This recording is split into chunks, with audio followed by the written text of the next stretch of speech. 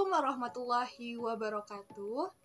Baik, di sini kami kelompok 2 akan mempresentasikan materi ekspresi gen, yaitu transkripsi dan translasi.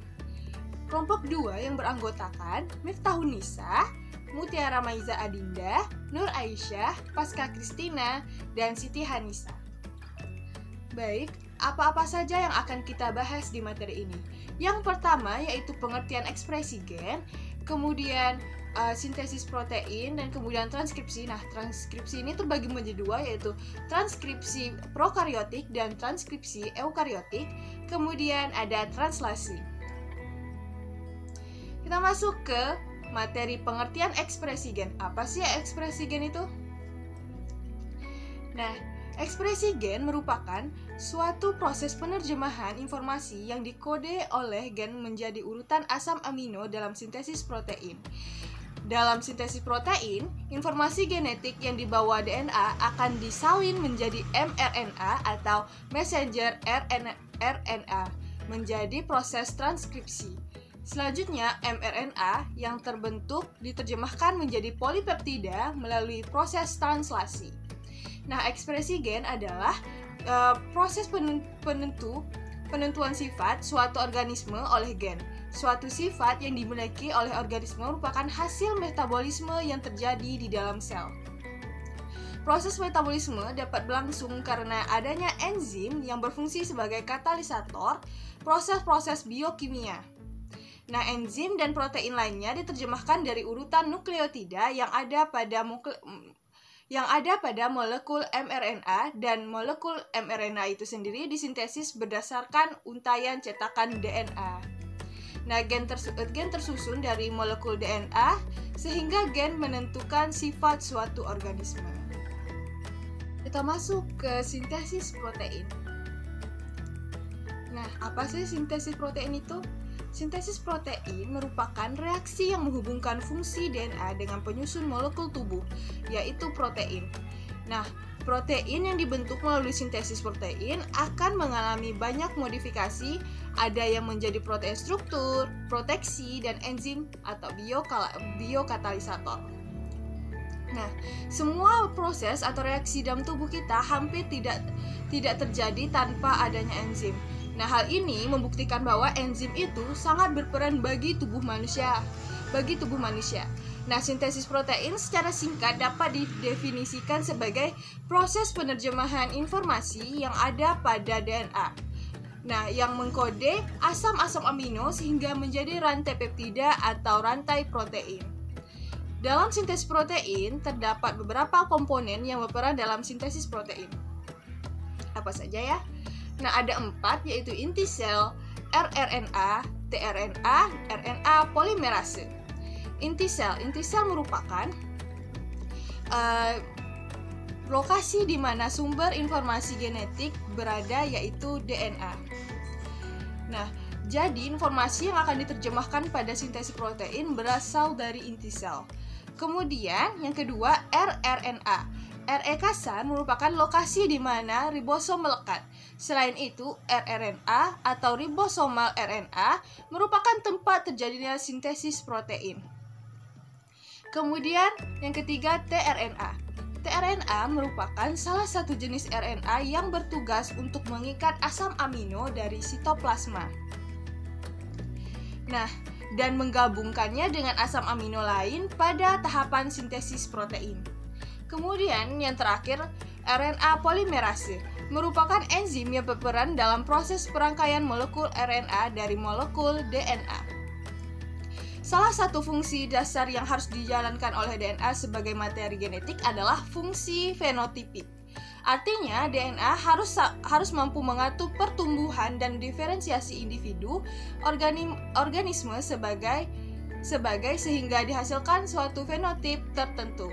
Fungsi ini dilaksanakan melalui ekspresi gen yang tahapnya terdiri ada 2, yaitu transkripsi dan translasi.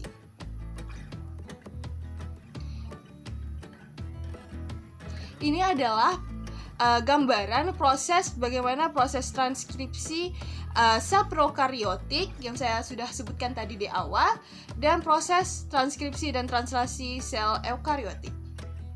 teman-teman bisa lihat. Baik, selanjutnya yang akan kita bahas adalah proses transkripsi.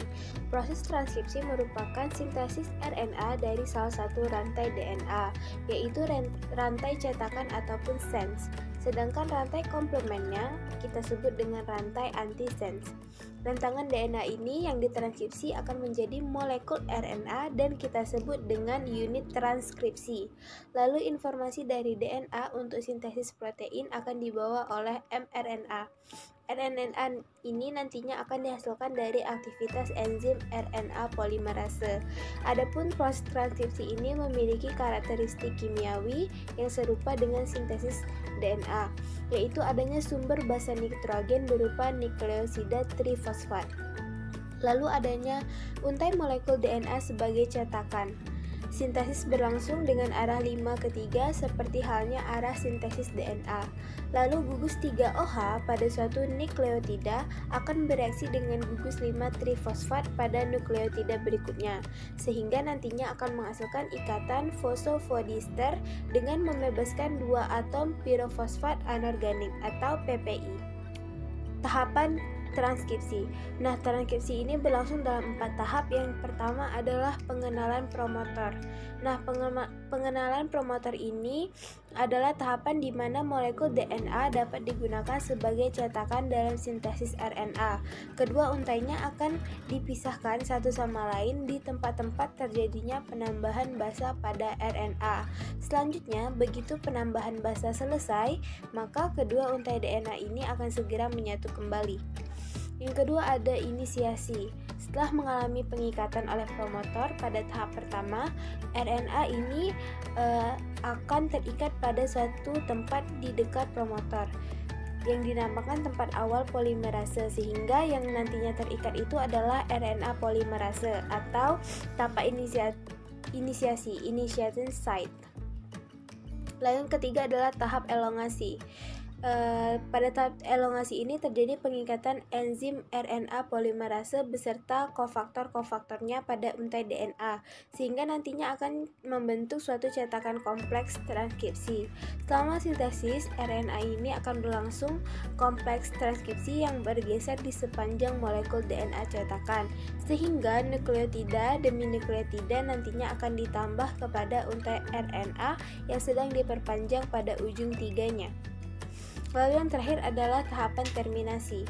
Nah, terminasi ini adalah tahapan terakhir dari polimerasi RNA yang ditandai oleh disosiasi kompleks transkripsi atau terlepasnya enzim RNA polimerase beserta kofaktor-kofaktornya dari untai DNA cetakan. Begitu pula halnya dengan molekul RNA hasil sintesis. Nah, proses terminasi transkripsi ini dapat terjadi oleh dua macam, yaitu terminasi yang hanya bergantung kepada urutan basa cetakan atau terminasi diri, dan terminasi yang memerlukan kehadiran suatu protein khusus ataupun protein arheo. Di antara keduanya, determinasi diri ini lebih umum dijumpai. Lalu, teman-teman bisa lihat ada gambar dari proses transkripsi. Nah, yang pertama tadi ada tahapan promotor, lalu yang kedua ada tahapan inisiasi. Nah, terus lalu DNA akan terbuka dan masuk ke tahapan elongasi serta akan diakhiri oleh proses terminasi. Selanjutnya yang akan kita bahas yaitu transkripsi prokaryotik.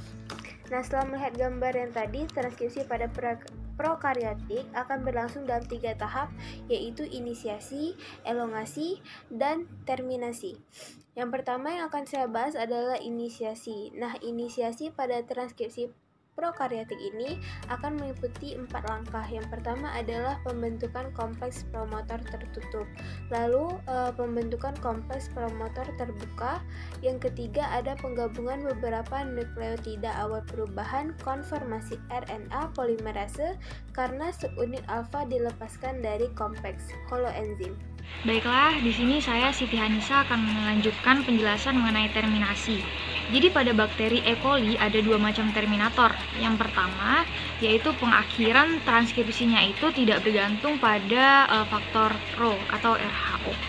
Jadi pengakhiran transkripsi ini yang tidak bergantung pada faktor Rho ini dilakukan tanpa harus melibatkan suatu protein khusus, melainkan ditentukan oleh adanya suatu urutan nukleotida tertentu pada bagian terminatornya. Lalu yang kedua itu yang pengakhiran transkripsinya yang tergantung pada faktor Rho. Terminator yang tergantung pada faktor Rho ini terdiri atas suatu urutan yang berulang balik yang dapat membentuk lengkungan loop, tetapi tidak ada rangkaian basa T-nya, seperti pada daerah terminator yang tidak melibatkan faktor Rho. Nah, faktor Rho di sini itu dapat menyebabkan destabilasi ikatan pada RNA dan DNA sehingga transkrip RNA ini terlepas dari cetakannya. Baiklah, memasuki pembahasan selanjutnya yaitu mengenai transkripsi eukariotik. Jadi, pada organisme eukariot, transkripsi dan translasi ini dilakukan pada tempat yang berbeda, yakni pada inti sel dan juga ribosom yang berada di sitosol. Jadi, mRNA yang dihasilkan pada proses transkripsi itu belum sempurna dan harus mengalami RNA processing terlebih dahulu. Terus pada organisme eukariot ada beberapa faktor transkripsi, diantaranya RNA polimerase. Pada eukariot RNA polimerasenya itu tidak hanya satu, namun berbeda-beda untuk setiap kebutuhannya. Ini terkait jenis-jenis RNA polimerase. Itu ada 3. Yang pertama RNA polimerase 1. Substratnya itu sebagian besar berupa rRNA. Lokasinya itu ada di nukleoli. Lalu yang kedua RNA polimerase 2. Jadi substratnya itu semua berupa mRNA dan ada yang beberapa itu snRNA. Lokasinya itu ada di nukleoplasma. Lalu yang ketiga itu ada RNA polimerase 3. Substratnya itu beberapa berupa rRNA, snRNA dan juga tRNA. Lokasinya juga sama, ada di nukleoplasma. Baik, selanjutnya itu proses inisiasi. Jadi pada transkripsi gen kelas 2 dilakukan oleh RNA polimerase 2 yang dibantu oleh beberapa faktor transkripsi umum untuk membentuk kompleks prainisiasi yang akan segera mengawali transkripsi jika ada nukleotida dan pembentukan kompleks prainisiasi, yaitu penyusunan kompleks transkripsi umum yaitu yang berupa TF2A, TF2B, TF2D, TF2E, TF2F, TF2H, dan juga TF2JI. Dan RNA polimerase 2 pada daerah promoter. Faktor transkripsi umum akan menempel secara bertahap hingga terbentuklah kompleks prainisiasi, yaitu kompleks DABPO1FEH. Dengan demikian, RNA polimerase 2 pada eukariotik tidak menempel secara langsung pada DNA, melainkan melalui perantara faktor transkripsi. Pada DPB, TBP, TF2B, TF2F, dan RNA polimerase 2 membentuk kompleks inisiasi sehingga terjadi pembentukan DNA secara lokal dan pembentukan DNA fosfodiester pertama. Kemudian TF2E dan TF2H melakukan proses pelepasan dari promoter dengan katalisis oleh DNA helikase sehingga DNA pada daerah promoter itu terbuka. Di mana DNA dipuntir pada daerah hilir dari bagian yang berikatan dengan faktor transkripsi yang lain dan membentuk gelembung transkripsi. Transkripsi dimulai dan bergerak ke arah hilir sepanjang 10 sampai 12 nukleotida. Fosforilasi dan RNA polimerase 2 oleh faktor TF2H menjadi bentuk 2O, menyebabkan ikatan antara CTD dan TBP menjadi lemah sehingga terjadi perubahan konformasi kompleks inisiasi menjadi bentuk yang siap melakukan pemanjangan transkrip.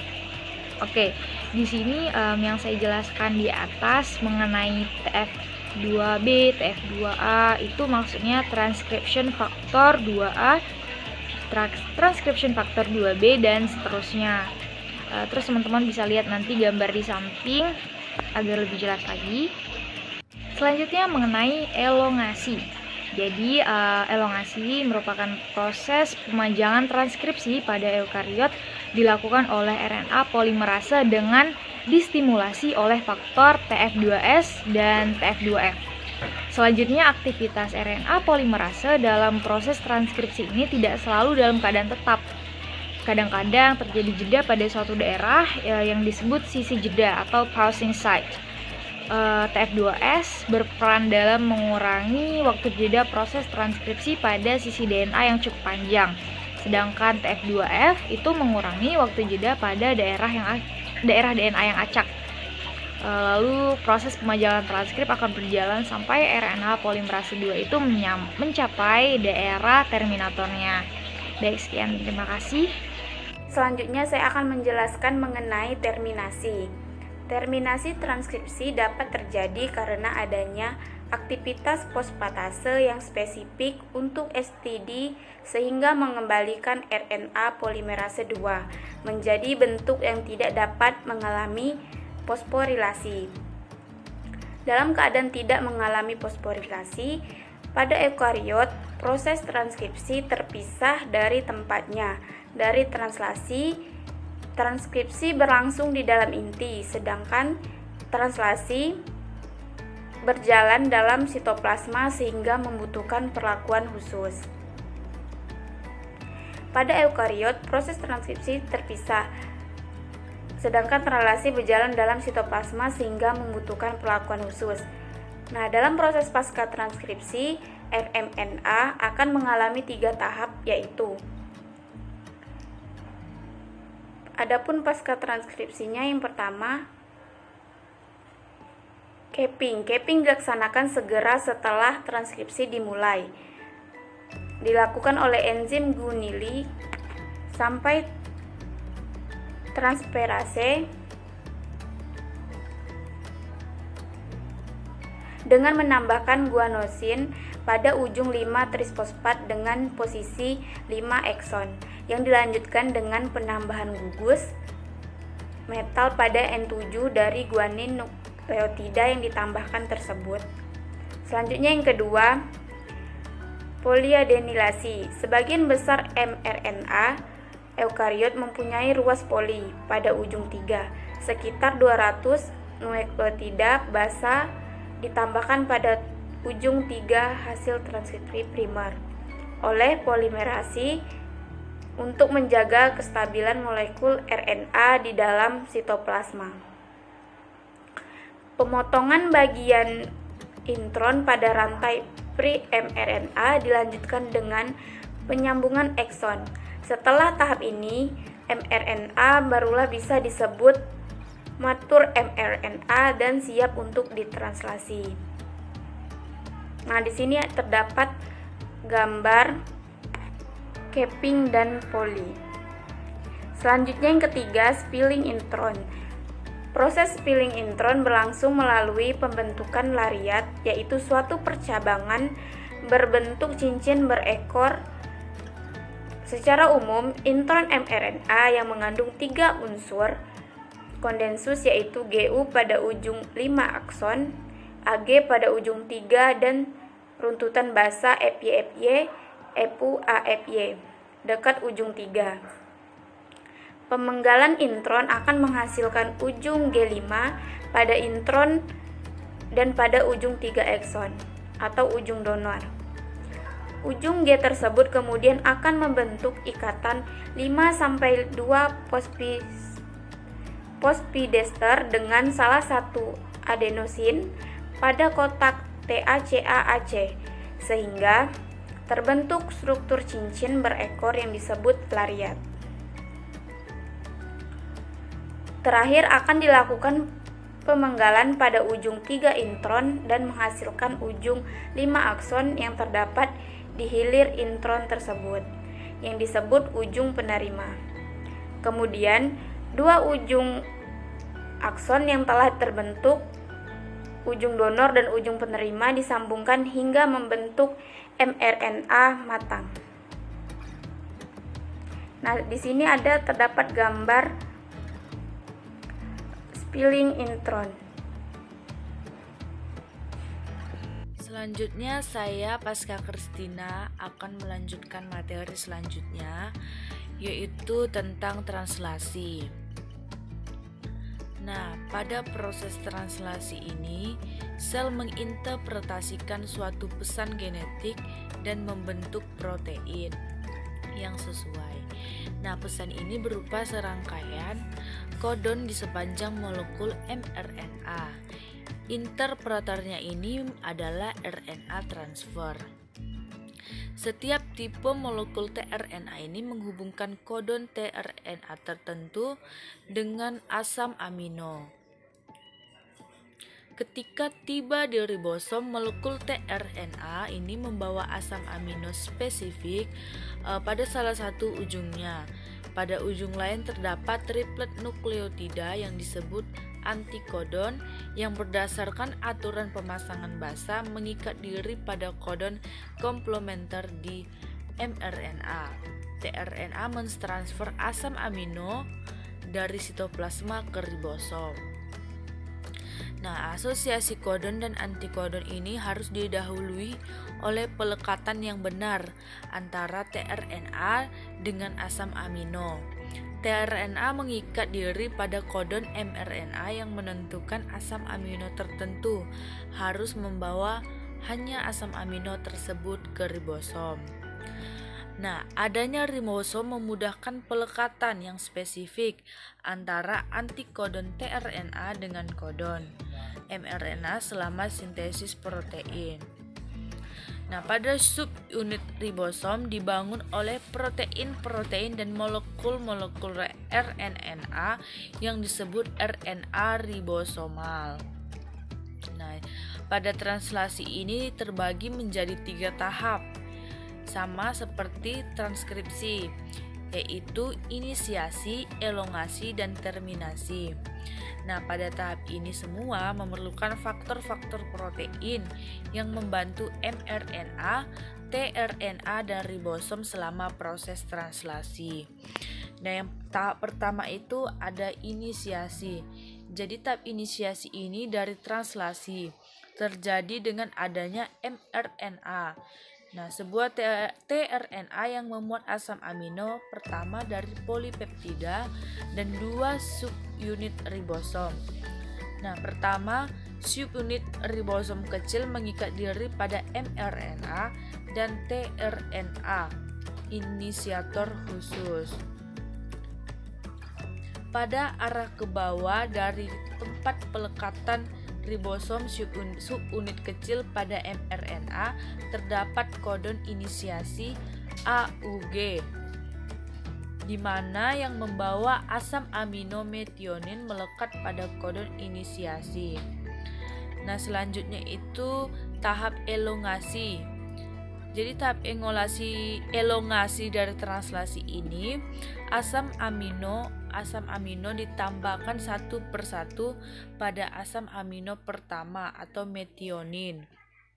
Nah, kita bisa melihat gambar tersebut yang gambar elongasi translasi. Ini kodon mRNA pada ribosom membentuk ikatan hidrogen dengan antikodon molekul tRNA yang baru masuk yang membawa asam amino yang tepat. Nah, molekul tRNA dari subunit ribosom besar berfungsi sebagai enzim, yaitu mengkatalis pembentukan ikatan peptida yang menggabungkan polipeptida yang memanjang ke asam amino yang baru tiba. Nah, selanjutnya tahap akhir pada translasi ini adalah terminasi. Nah, kita bisa melihat gambar. Jadi elongasi ini berlanjut hingga kodon stop mencapai ribosom. Triplet basa kodon stop adalah UAA, UAG, dan UGA.